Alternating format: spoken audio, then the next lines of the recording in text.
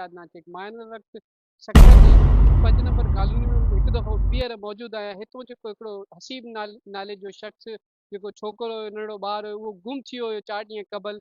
अॼु उहो घर वापसि अची चुकियो आहे। अचो त उन्हनि जे वालिदेन सां ॻाल्हायूं था, उन्हनि खां पुछूं था वजह कहिड़ी हुई गुम थियण जी, उहो किथां मिलिया आहिनि ऐं कहिड़ी पोज़ीशन में मिलिया आहिनि। अचो त उन्हनि सां ॻाल्हायूं। सर, मेरा बच्चा मिल गया है मुझे, ये इबरत न्यूज़ वालों की तरफ उनका बहुत बहुत शुक्रिया कि उन लोगों ने मेरे साथ बहुत ताउन किया। ये अल्लाह का करम है और इन लोगों की दुआओं का नतीजा है कि मेरा बच्चा आज मेरे पास है। 4 ॾींहं पहिरियों मोहम्मद हसीब जेको गुम थी वियो हुयो, अॼु उहो घर वापसि अची चुकियो आहे।